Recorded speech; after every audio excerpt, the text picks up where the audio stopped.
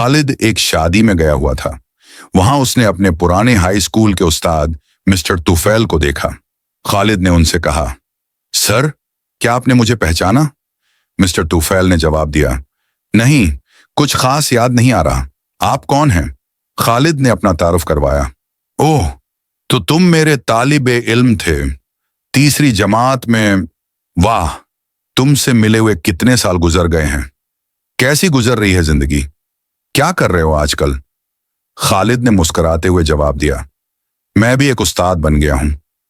Mister Tufail खुश होकर बोले, ये तो बहुत जबरदस्त बात है। क्या चीज थी जिसने तुम्हें उस्ताद बनने पर उकसाया? खालिद ने कहा, आप ही वो वजह थे जिसने मुझे इस राह पर चलने का हौसला दिया। मिस्टर तुफैल ने हैरानी से पूछा, वाकई?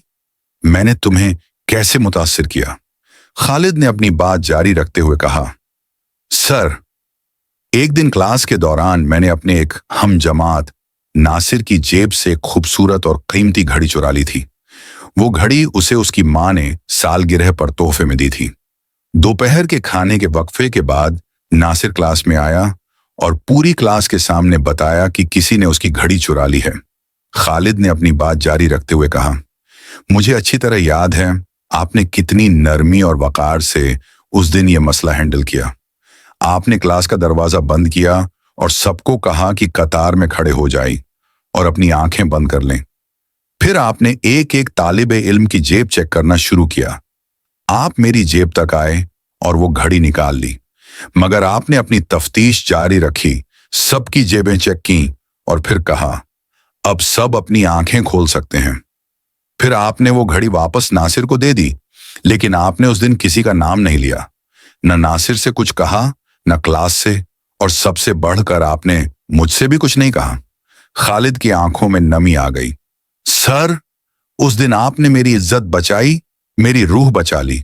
उसी दिन मैंने फैसला किया कि मैं भी ऐसा ही उस्ताद बनूंगा जो सिर्फ इल्म न दे बल्कि दिल भी संवारे।